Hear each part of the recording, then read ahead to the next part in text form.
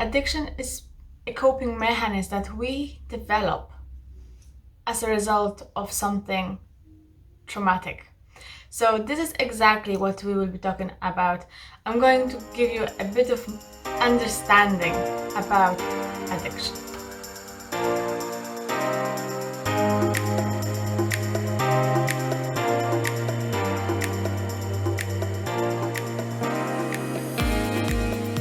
Hi everyone, my name is Sylwia and welcome to my channel.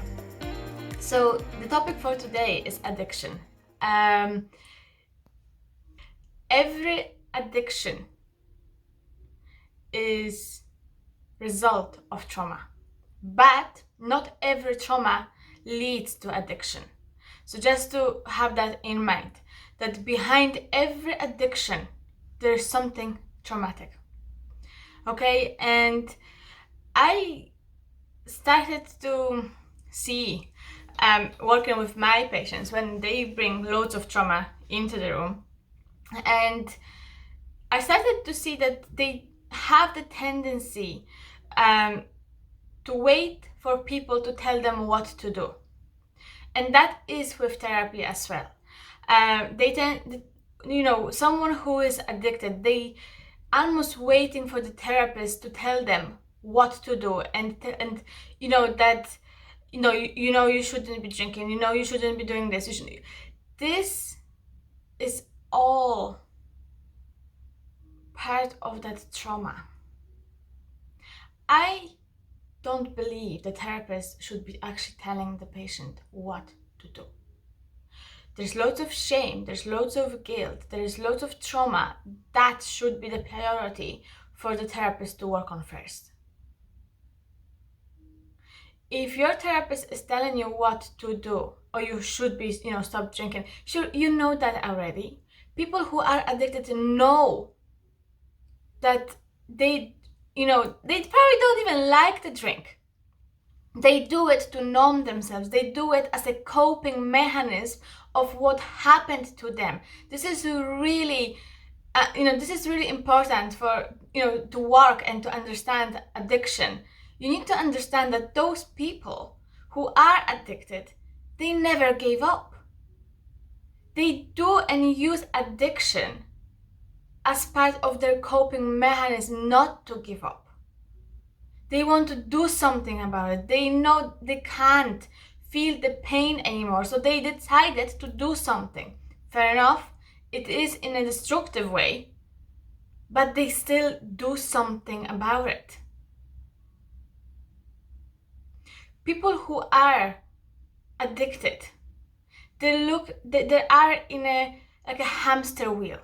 They'll keep going and on and on. They in it because they don't see any other option. They don't see a way out.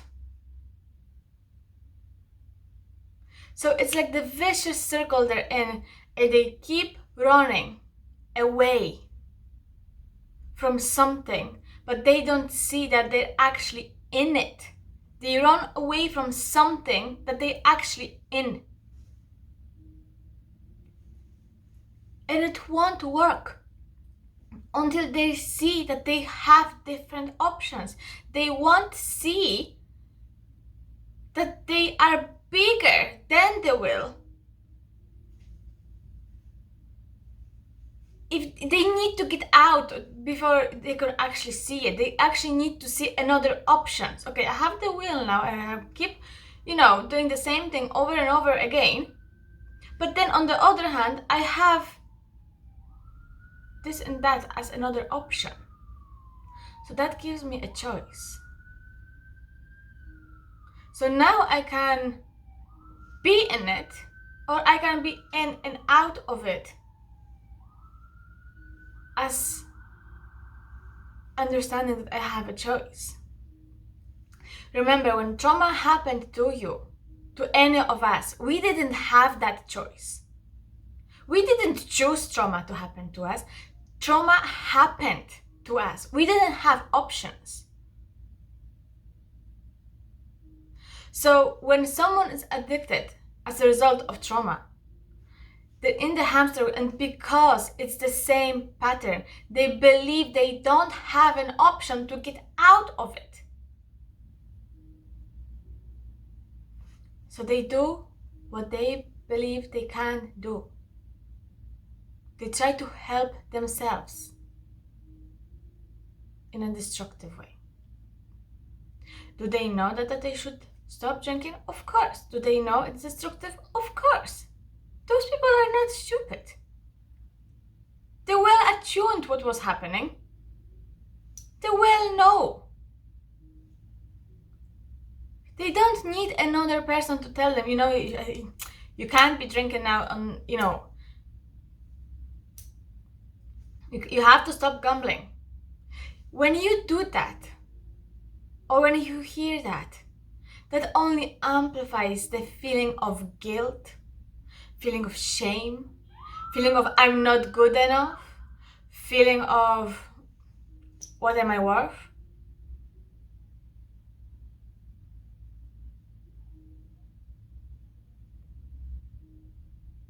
Rather than judging and telling people what to do, take another approach and give them options.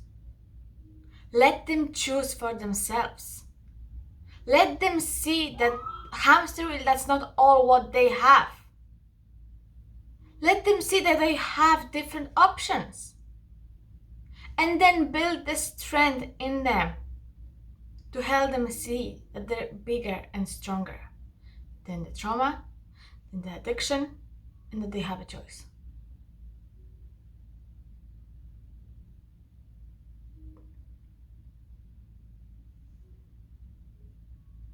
I think loads of therapists are missing that concept. They're going into this, I know best, you better listen to me. If not, we're gonna stop working together, I'm not gonna work with you. This is very mother-child dynamic. Is it helping anyone? No, I don't believe that.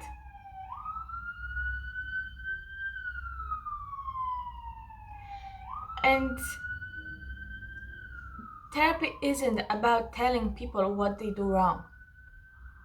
It's about empowering them. It's about showing them a different perspective that they can choose from. It's showing them different options.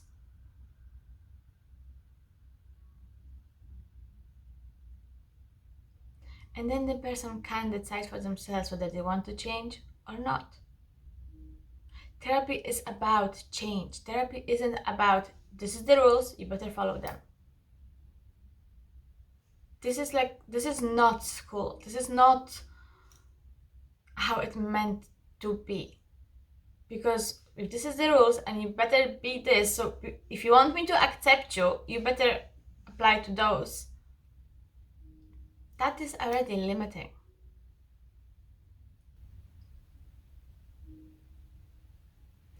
So, just to summarize, every addiction is a result of trauma. But not every trauma leads to addiction. Rather than keep telling people what to do when they are addicted and just feed the shame and the guilt, show them that they have different options.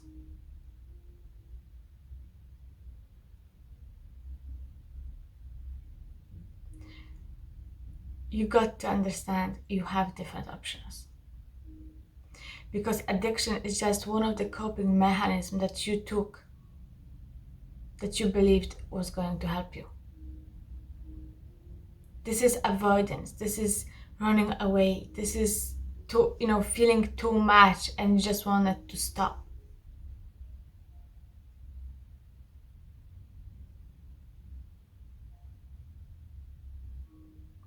So maybe rather than judgment, show a little bit of compassion. Show a little bit of understanding. If we want the addicted person to change all the time, save them, help them, Majority of time we do it because we want them to be fixed for us, so our life can be easy again, so our life will come back to normal, so we won't have to worry about them anymore. When we want to fix someone, majority of time we want to do it for us, not for them. And the dynamic between that is they always feel it. The minute you force and push and you want them to change, immediately they feel, oh, I'm not good enough for you. Back to drink. This is the circle. This is the hamster wheel.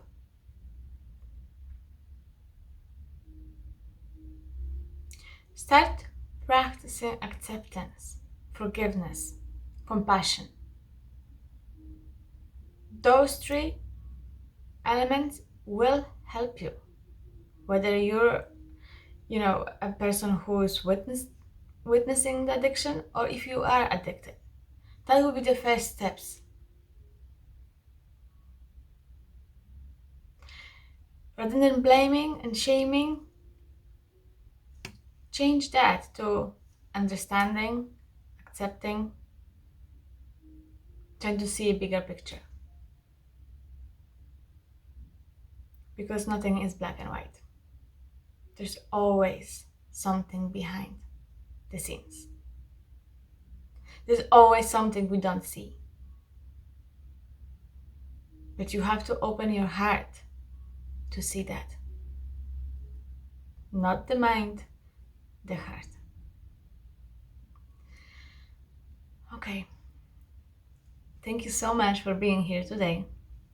If you have any comments, please type them below and I'll be happy to respond. Have a lovely day, everyone, and I see you around. Bye!